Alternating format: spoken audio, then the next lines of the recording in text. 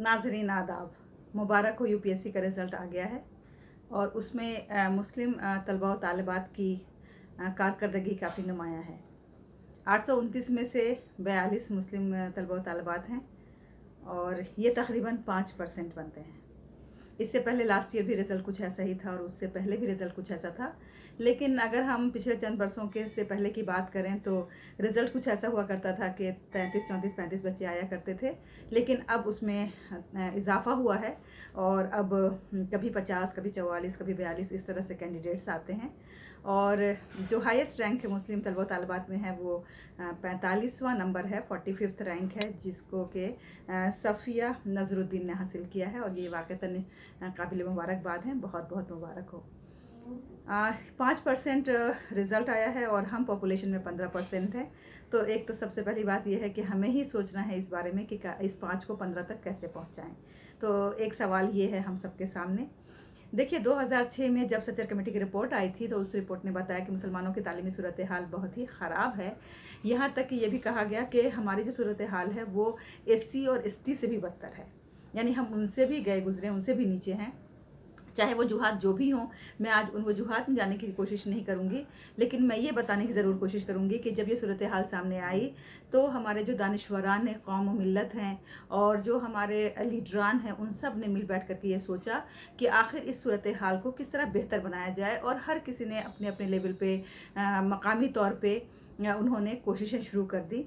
और ख़ास तौर से चूँकि यूपीएससी एक प्रेस्टिजियस एग्ज़ाम होता है, इस पे जो चुन करके स्टूडेंट्स आते हैं वो सबसे हाईएस्ट पोस्ट पे विराजमान होते हैं, इसलिए इस तरफ भी काफ़ी ध्यान दिया गया। और जिसमें चंद इदारे जिनका नाम मैं ज़रूर लेना चाहूँगी, जामिया मिलिया इस्लामिया कोचिंग एकेडमी है, या फिर ज़कात फाउंडेशन ऑफ इंडिया के तहत कोचिंग होती है। जामिया हमदर्द भी काफ़ी अरसे से ये काम अंजाम दे रहा है। अलीगढ़ मुस्लिम यूनिवर्सिटी ने भी ये शुरू किया। इंडिया इस्लामिक कल्चरल सेंटर में भी कोचिंग होती है। और इसके अलावा भी और बहुत से जगहों पे सूबाई तौर पे और मकामी तौर पे लोगों ने अपने अपने तौर पे कोशिशें शुरू की हैं और उनके कोशिशों से काफ़ी रिज़ल्ट भी अच्छा आ रहा है, जिसकी बिना पे हम देख सकते हैं कि अब हमारे स्टूडेंट्स 50 भी आ चुके हैं, 44 भी आ चुके हैं और अभी जो है वो इस बार 42 भी आए हैं। तो ये वाक़तन हम सब के लिए काफ़ी खुशकिस्मती की बात है और हम सब के लिए फ़ख्र व मसरत की बात है। यहाँ पे मेरा सवाल ये है कि जब ये सिलेक्ट होकर के आ जाते हैं और जब उन्हें कोई ना कोई पोस्ट मिल जाती है, तो मेरा सवाल ये है कि फिर उसके बाद क्या? क्या हमारी अंजुमनें या हमारे ऑर्गेनाइजेशंस या जो हमारी एकेडमीज़ हैं जो ये फ़रीज़ा अंजाम दे रही हैं, क्या उसके बाद उनका ट्रैक रखती हैं कि उसके बाद वो कहाँ पोस्ट हुए और फिर उनके बाद उन्होंने क्या-क्या किया? और जो हम सब ने मिल कर के उनको जिस मकाम तक पहुँचाया था, पूरे समाज ने मिल के, कौम ने मिल के, इस मुल्क के तमाम दानिश्वरान ने मिल कर के जो उनके लिए किसी ने अपने पैसे से, किसी ने अपने वक़्त से, किसी ने अपनी सलाहियतों से उनका साथ दिया था, तो वो किस तरह से उसको रीपे कर रहे हैं या उनको इसका एहसास है कि उनका क्या फ़रीज़ा है। देखिए, मेरा कहना सिर्फ़ इतना है कि वो सिर्फ़ अपनी ज़िम्मेदारियों को अगर ईमानदारी से और संजीदगी से अदा करें, इतना ही बहुत काफ़ी होगा। क्योंकि हमारा मुल्क अज़ीज़ आज जिन दुश्वारियों से जूझ रहा है, उसमें सबसे बड़ी जो परेशानी है वो है करप्शन की परेशानी। और इस करप्शन की बिना पे हम देखते हैं कि हमारा मुल्क खिसक ही नहीं रहा है, आगे बढ़ ही नहीं रहा है, बल्कि वो और पीछे की तरफ जा रहा है। इसके अलावा जो हमारे यहाँ परेशानियाँ हैं वो ये है कि हम इनटॉलरेंट हैं, हमारे यहाँ टॉलरेंस नहीं है, हमारे यहाँ इंसाफ नहीं है, ना बराबरी का सलूक किया जाता है।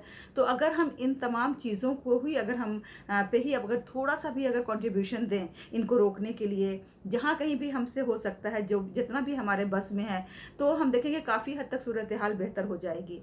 तो मेरी सिर्फ यही दरख्वास्त है, या फिर मैं आप सबसे ये सवाल करना चाहती हूँ कि क्या उनके सिलेक्शन के बाद हम उनको उनकी ट्रेनिंग देते टाइम हम उनसे ये कोई इस तरह का हम उनकी ज़हन साजी कर दें, ताकि जब वो इस ओहदे पे पहुँचें जो कि हिंदुस्तान का सबसे बड़ा ओहदा है, सबसे ज़्यादा प्रेस्टीजियस ओहदा है, और उस ओहदे पे पहुँचने के बाद उनके हाथ में बहुत से पावर भी होते हैं, बहुत सी अथॉरिटी भी होती है, वो उसका सही इस्तेमाल करते हुए इस समाज से नाबराबरी को ख़त्म करने के लिए कोशिशें करें, जुल्म ज़्यादती को दूर करने के लिए और करप्शन को दूर करने के लिए कोशिशें करें तो यकीनन एक बहुत बड़ा कंट्रीब्यूशन होगा। और ख़ास तौर से अगर हम अपनी कौम की बात करें तो हमारी कौम भी जो कि पिछड़ी हुई कौम है, जिसके बहुत से वजूहात हैं, अगर उनसे ये पिछड़ापन दूर करने के लिए वो कोशिशें करें, वो अगर उनमें से हर कोई ये कोशिश करे कि जैसे मुझे मेहनत करके इस मकाम तक पहुंचाया गया है तो अब मैं भी आगे 10 बच्चों को, 20 बच्चों को,